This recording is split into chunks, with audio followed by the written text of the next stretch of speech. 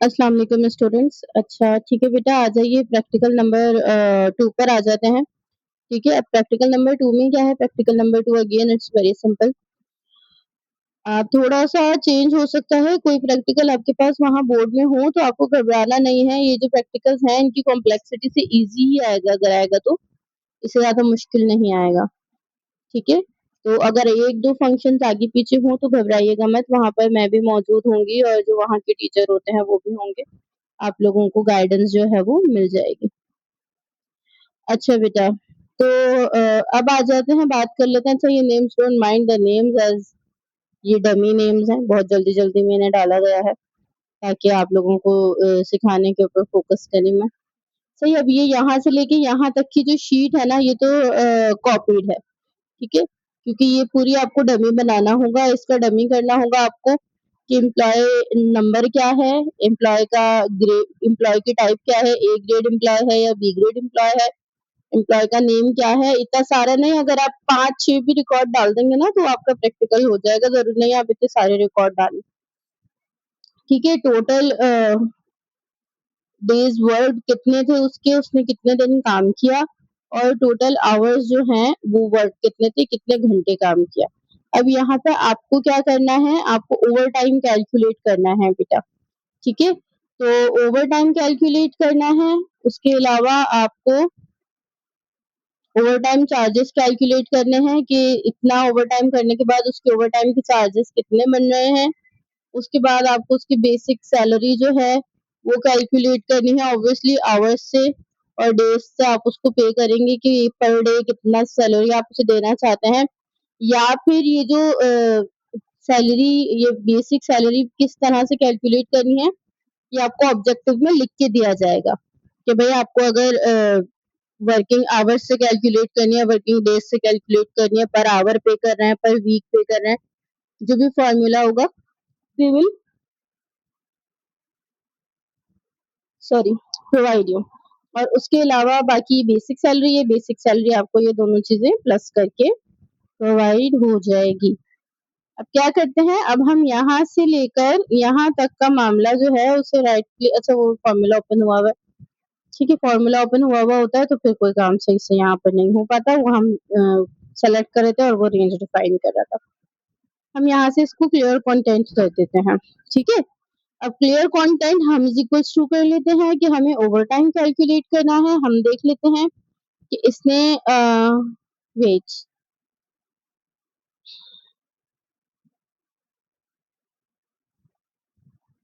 चाहिए,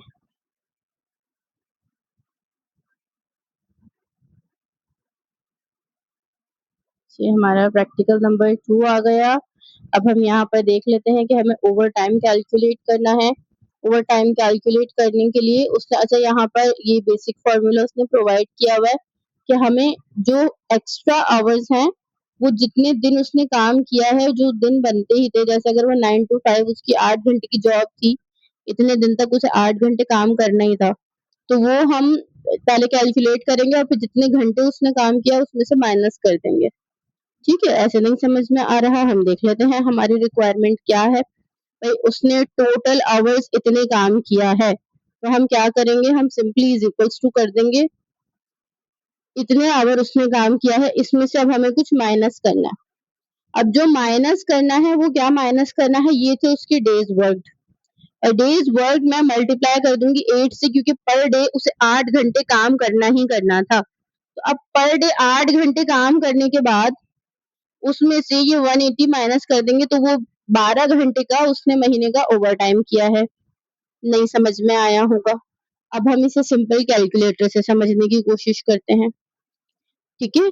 हम कैलकुलेटर पे आ गए। अब मिसाल के तौर पे यहाँ पर लिखा हुआ है कि उसके जो डेज हैं वर्क वो कितने हैं, 21 डेज। 21 डेज तक अगर वो रोजाना 8 घंटे काम करेगा बेटा, तो 8 घंटे काम करने के बाद उसके टोटल वर्किंग आवर्स कितने बनेंगे, 168 बनेंगे, ठीक है? लेकिन उसने टोटल कितने आवर्स काम किए हैं यहाँ पर, 180 आवर्स काम किए हैं। तो अब हम क्या करेंगे, इसे माइनस कर देंगे 180 से, तो अब हमारे पास क्या आ गया, 12 आ गया। तो अब हमें पता चल गया कि इसका जो ओवर टाइम था वो 12 है।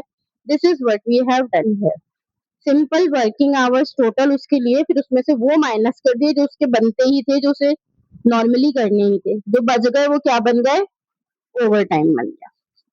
ठीक है भाई, अब यहाँ पर आ जाइए। अब यहाँ पर आकर हमें कंडीशन देनी क्या है, अब यहाँ पर आकर हमने उसे कंडीशन दे दी कि जनाब अगर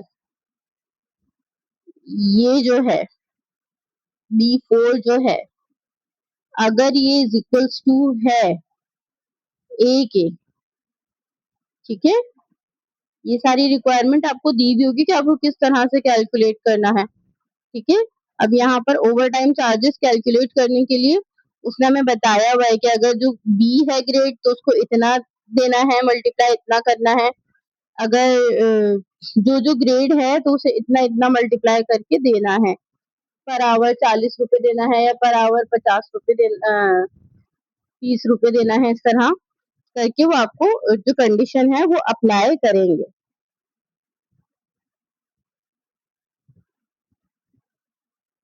give me a second ji. Alright, we are back. ठीक है बेटा, तो अब हम यहाँ पर कहाँ पे थे, ठीक है। अब B4 जो है अगर वो A के इक्वल है तो सिंपल जो ये हमारा वर्किंग जितना हमने ओवर टाइम किया है वो चार्ज हो जाए। Give me a minute,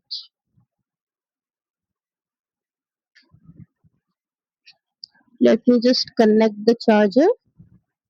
alright, तो अब क्या हुआ बेटा, उसने क्या बताया, ये जो हमारा ओवर टाइम है इसे आप मल्टीप्लाई कर दीजिए 400 से, अगर कि एम्प्लॉय ग्रेड ए का है। नो, देन इफ ये जो एम्प्लॉय है ये इज इक्वल्स टू, अच्छा ये पैटर्न याद रखिएगा बेटा, जब आप कोई चीज न्यूमेरिक डाल रहे थे कंडीशन के अंदर, लॉजिक टेस्ट के अंदर, तो आप उसे डबल कोटेशन नहीं दे रहे थे। अब आप टेक्स्ट डाल रहे हैं तो आपको डबल कोटेशन देने पड़ेंगे। अब अगर मैं उसे टेक्स्ट डाल रही हूँ उसके अंदर तो उसे डबल कोट देकर डाल रही हूँ, ठीक है।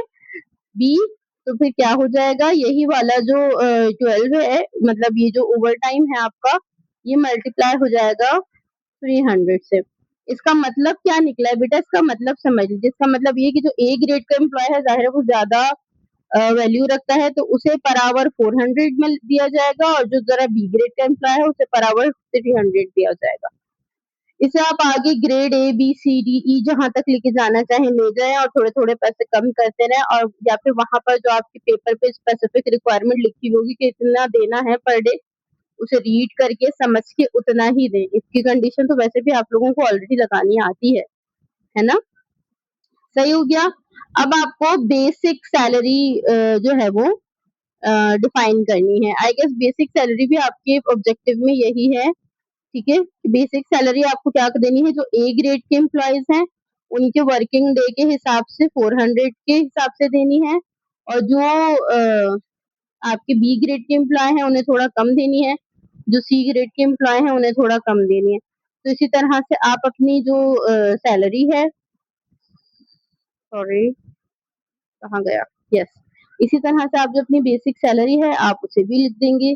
इफ जनाब ये जो है ग्रेड जो है ये इज इक्वल टू है ए के, ठीक है, तो यहाँ पर क्या होना चाहिए, तो ये जो आपके डेज वर्क हैं वो मल्टीप्लाई हो जाने चाहिए 500 से, ठीक है। उसके बाद फिर आ जाइए, इफ ये जो है ये है जनाब बी कैटेगरी के एम्प्लॉय, तो फिर इनके सैलरी क्या होनी चाहिए, इनको एक डे मल्टीप्लाई करना चाहिए 400 से, ठीक है। इस तरह करके आपके पास जितने केसेस हो आप उतने केसेस क्लोज कर दीजिएगा। मैं फिलहाल 2 केसेस क्लोज कर रही हूँ, तो इस तरह करके ये इनकी बेचारों की मुख्तसर सी बेसिक सैलरी बन गई।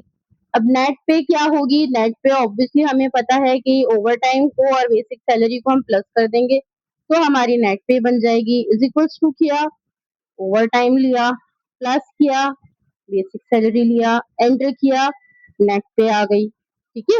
नेट पे मतलब सब कुछ प्लस कर करा के, जो जो देना है वो ऐड करके, जो जो काटना है वो डिडक्ट करके, वो सब कुछ ऐड करके, this is how you go on. आप इसको ड्रैग करते रहेंगे, ये आपकी पूरी पूरी शीट के ऊपर जाती रहेगी।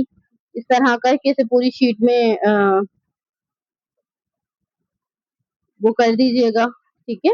और ये आप लोगों की जो शीट है वो प्रैक्टिकल की रेडी हो जाएगी। ये सारी चीज़ें कैलकुलेट हो जाएँगी। उसके अलावा चलिए ठीक है, फिर मैं आपको मिलती हूँ नेक्स्ट प्रैक्टिकल में, जो कि बहुत ईज़ी है। अगेन आपको कोई प्रॉब्लम उसके अंदर नहीं पेश आएगी।